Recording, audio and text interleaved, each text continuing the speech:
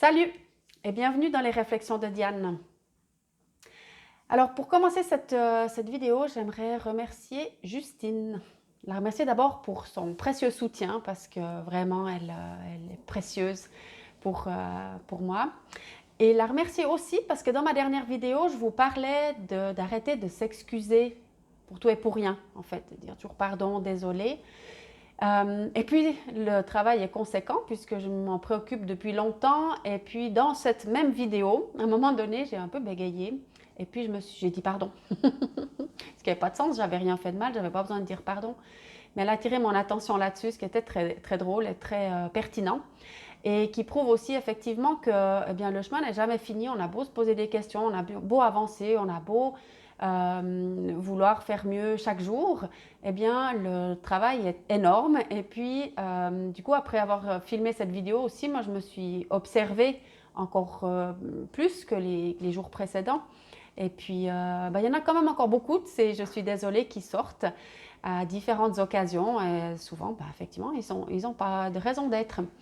Alors c'était un joli petit clin d'œil, Justine, il est pour toi. Je te remercie d'attirer mon attention sur ces choses-là parce que voilà, on est juste en route. Alors aujourd'hui, ce qui m'intéressait, ou les réflexions qui me sont venues à l'esprit, ou la question surtout que je voulais te poser, c'est de quoi as-tu peur? Parce que les derniers jours, enfin depuis le début de cette période, il y a beaucoup de peurs différentes en fait qui ont été exprimées.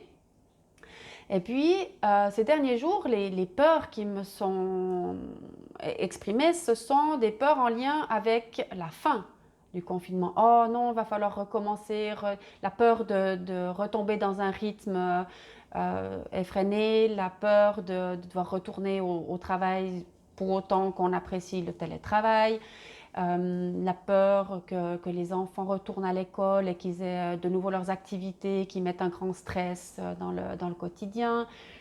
Voilà, en fait, on passe pas mal de temps dans notre vie à avoir peur de quelque chose. Et puis, c'était là autour que j'avais envie d'orienter la réflexion.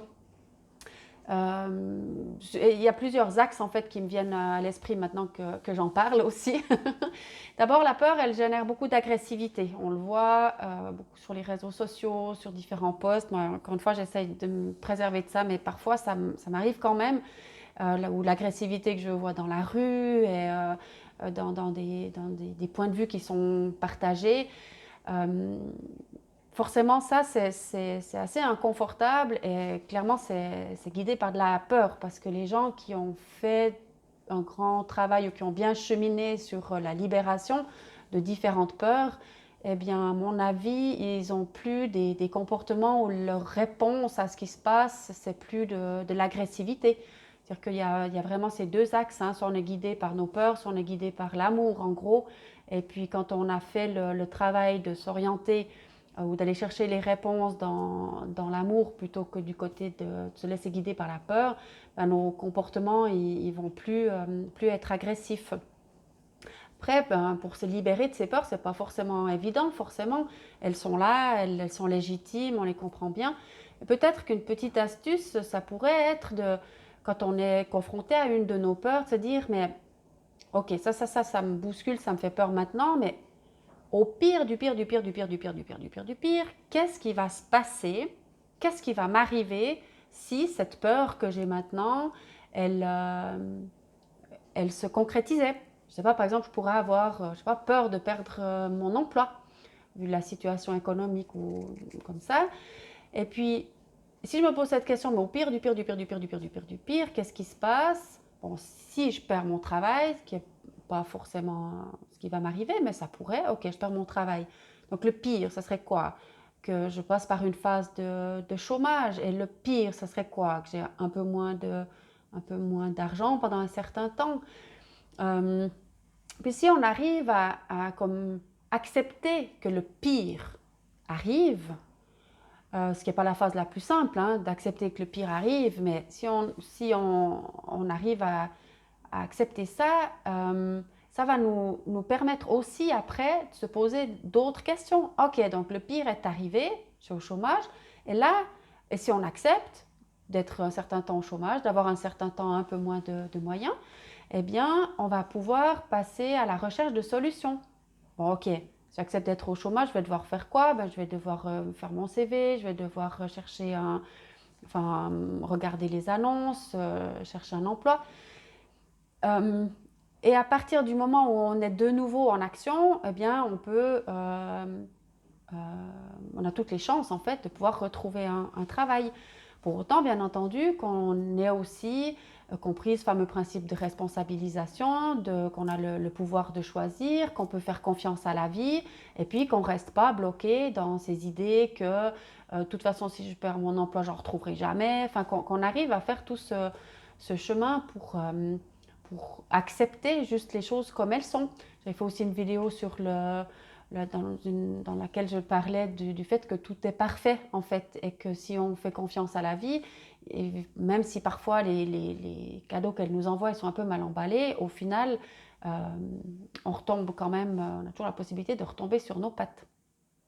C'est un petit peu les choses qui sont venues à mon esprit en lien avec ces peurs pour vous inviter à réfléchir vous-même à quelles sont les peurs que vous avez, peut-être comment vous pouvez faire un peu le travail de vous en libérer, voir quel comportement elle vous pousse à avoir en fait. Et puis peut-être aussi, si c'est des peurs en lien avec le rythme effréné qui pourrait se remettre en place là, avec ce déconfinement. J'avais dit aussi que je ne voudrais plus faire le lien entre la situation actuelle et les messages que je partage. Puis en fait, je vois que j'y arrive pas vraiment. Mais voilà, tout ce qui est de libérer ses peurs, confinement ou pas, c'est pareil.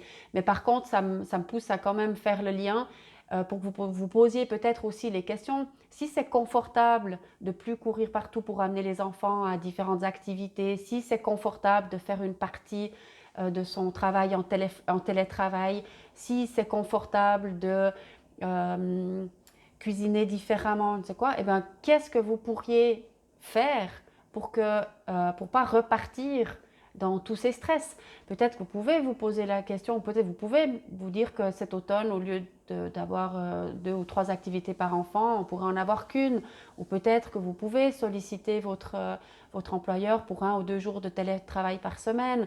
Il y aura aussi moins de monde sur les routes si on le fait comme ça. Là, les employeurs, ils pourront plus enfin ceux qui le souhaitent, hein, il y a des gens qui ne sont pas confortables avec ça, mais ceux qui le souhaitent, les employeurs pourront plus trop répondre que non, c'est pas possible parce qu'on avait été obligé de le faire et puis ça a quand même fonctionné. Donc voilà, c'est un petit peu les réflexions que j'avais pour vous aujourd'hui et que je vous partage avec grande joie. Je vous souhaite une délicieuse fin de semaine et puis j'espère que tout va bien chez vous tous et à bientôt.